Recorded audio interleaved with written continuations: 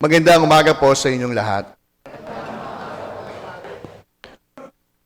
Sa ating mga pagbasa ngayong ika-26 na linggo sa karaniwang panahon, maraming mga katotohanan ang siyang dapat nating hindi lamang harapin, kundi paniwalaan. Una, tatanungin ko po kayo, naniniwala po ba kayo sa multo? Yung mga matatanda na tawa. Natanong ko ito sapagkat may mga pagkakataon, kinakailangan nating multuhin upang tayo ay magising. Kinakailangan nating multuhin upang tayo ay mapaniwala. Noong nakalipas na araw sa Ebanghelyo, napakinggan natin si Haring Herodes na inakala niyang si Jesus na kanyang napapakinggan ay ang multo ni San Juan na nagbabalik upang siya'y usigin. Maraming pagkakataon, tinatakot tayo ng mga multo ng nakalipas. Natatakot tayo sa mga multo na ating ginawa. Mga multo na hindi nating pinili. Kaya nga po, ang ebanghelyo natin sa araw na ito ay hindi tungkol sa multo, kundi patungkol sa mga katotohanan na dapat po nating paniwalaan. Itinuturo ng ating katekismo ang katotohanan ng langit at ng impyerno. Sa maraming pagkakataon, inilalarawan ng dalawang ito bilang magkataliwas na katotohanan. Kung sa langit, saya, ligaya, abundance, ang siyang mararamdaman, kabaligtaran naman po sa impyerno. Meron na po ba nakapunta ng impyerno para matanong natin ano po bang itsura? Pero malimit ang itsura ng impyerno, dagat-dagatang apoy. Malimit ang larawan ng impyerno, nandun ang pag-iyak at pagtangis. Pero tatanungin ko po kayo, napansin niyo po ba na alam natin ang katotohanan ng langit at impyerno, pero una, ang dami nating kinakanonize saints at alam natin ang mga santong ito nasa langit. Pero wala pa tayo nababalitaan na sinasabi ng simbahan kung sino ang nasa impyerno. Malamang sasabihin ninyo, ay Father, si Hitler po, nasa impyerno po yan. Gaano ka kasigurado? Father, si Judas po, pinagkanulo po niya ang Panginoon, malamang nasa impyerno po yan. Isang mahabang usapin na magpasa hanggang ngayon, hindi tinuturo ng simbahan, bagamat may katotohanan ng impyerno, pero walang binabanggit ang mga pangalan kung sino ang mga naroon. Bakit? Hindi upang ikubli ang katotohanan ito. Hindi upang isarado ang ating mga paningin. Hindi. Kundi sa halip na ituon ng pansin sa impyerno, bakit hindi pagsumikang ituon ng pansin sa langit na dapat maging hantungan natin? At ito ang siyang naging problema ng mayaman sa ating kwento. Sa kwento, isang mayamang lalaki po ang siyang nagpipiesta sa karangyaan araw-araw. Kaya kung ating titignan, para bagang isang malaking kasalanan ang kayamanan. Na para bagang sinasabi sa unang bahagi ng Ebanghelyo, pag mayaman ka, siguradong impyerno ang punta mo. Hindi. Merong malaking problema ang mayaman sa ating kwento. At ano po iyon? Malamang sinasabi nyo, wala naman siyang ginawang masama. Tama. Pero ang problema ng mayaman sa kwento, wala siyang ginawang mabuti. Hindi lahat ng hindi nakapunta sa langit ay gumawa ng masama. Marami rin na hindi nakapunta sa langit sapagkat hindi pumili ng mabuti. At yun po yung problema ng lalaking mayaman sa ating kwento. The rich man is very near to Lazarus, and yet his heart is very far. Ang sabi doon sa kwento, nasa pintuan, naroon malapit si Lazaro na mahirap, doon sa mayaman sa Ebanghelyo. At tanging mga mumong nahuhulog na lamang mula sa mesa ang kanyang kinakain mula dito. Kaya nga po mga minamahal kong mga kapatid, hindi lamang po sa Ebanghelyo nagaganap ang tagpong ito. Kahit pa po ngayon sa panahon natin, Alam nyo, tabi-tabi yung mga bahay natin dito sa Peña Francia. Pero tanggapin natin ang isang malungkot na katotohanan, kahit tabi-tabi, dingding ang pagitan, napakalayo ng ating bawat ugnayan. Napakalayo ng puso ng bawat isa. Kaya ngayong umagang ito, ano po bang dapat nating pagnilayan? Una, hindi lamang po yung makapasok sa langit, kundi ating pagninilayan, ano ang siyang hahadlang sa akin upang hindi ko marating ang langit para sa akin. 3 dahilan po, ayon sa isang sikat na theologian, kung bakit sa kabila po ng yaman, patuloy pa rin po tayong nagdurusa.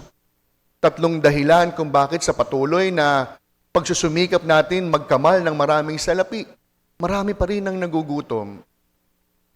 Wala akong balak pag-usapan ng flood control projects, pero kapatid, isang paalala lamang po ha.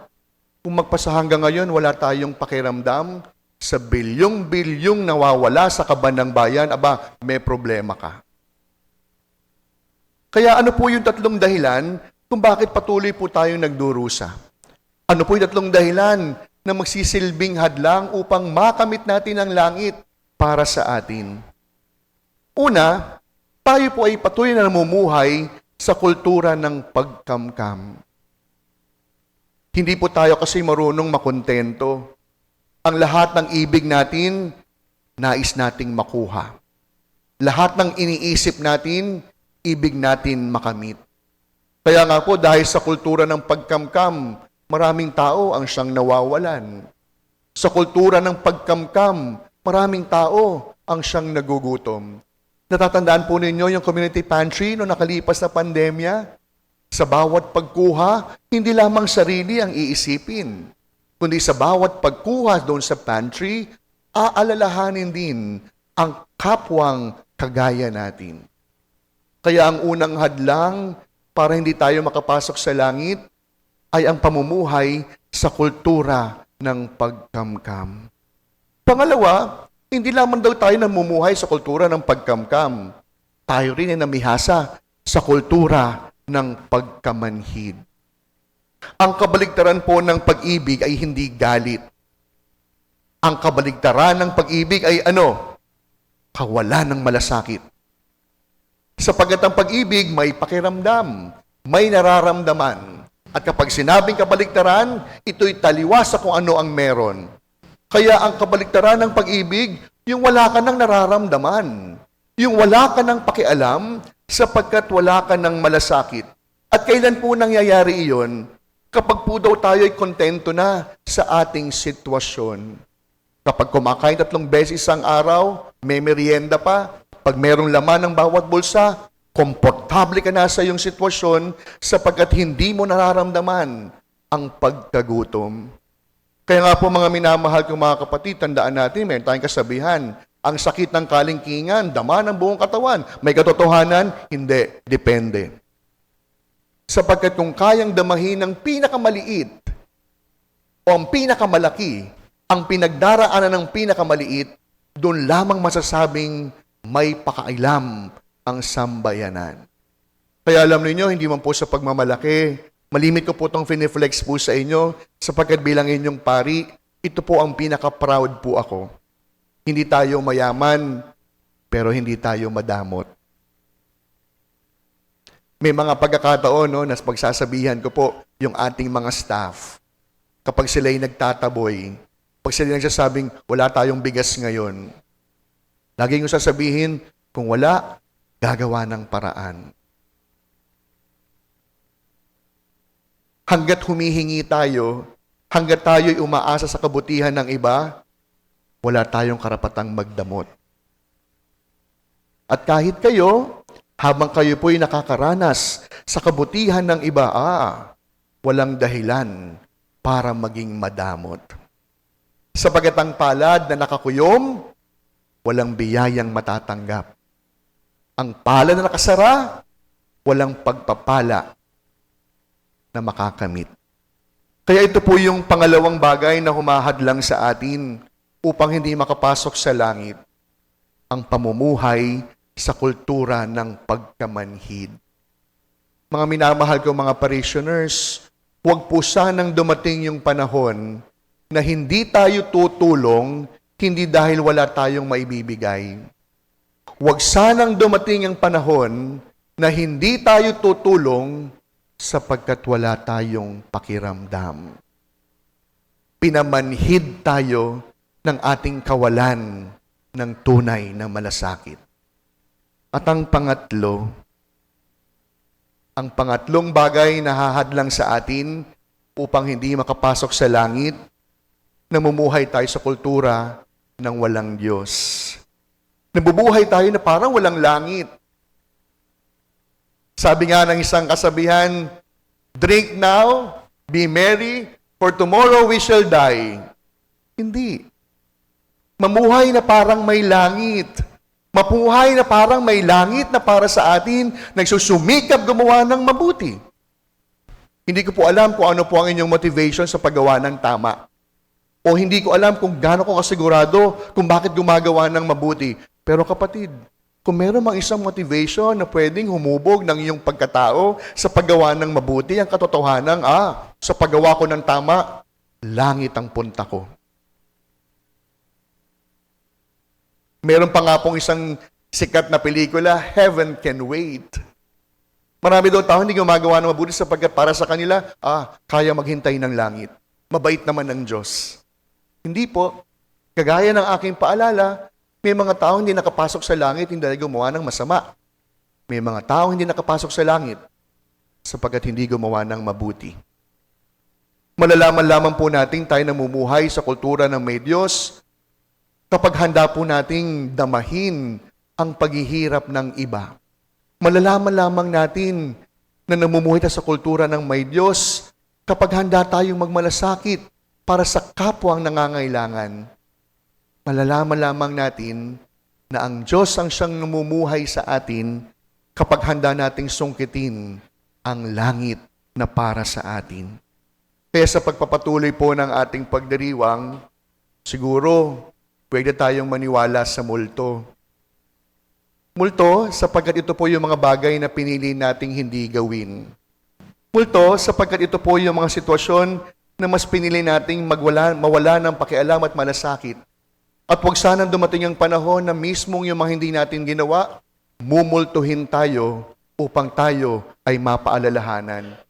Sapagkat kung wala na po tayong takot sa kasalanan, kung wala na tayong takot sa impyerno, wala rin pong pipigil sa atin sa paggawa ng hindi tama. Bakit? Kapag alam mo walang impyerno, lahat ng masama gagawin mo na. Kapag hindi ka na natatakot sa kasalanan, lahat ng kasinungalingan, susubukan mo na. Kaya kung walang kasalanan, wala ding dahilan para magsisi. At kung wala ng impyerno, wala na ring pangangailangan para sa ating kaligtasan. Kaya sa pagpapatuloy po ng ating pagdiriwang, ipagdasal natin, huwag sanang dumating na mumultuhin tayo ng mga bagay na hindi natin piniling gawin. At huwag sanang dumating ang panahon na hindi tayo makakapasok sa langit, hindi dahil meron tayong ginawang masama. Hindi tayo makakapasok sa langit dahil hindi tayo gumawa ng mabuti.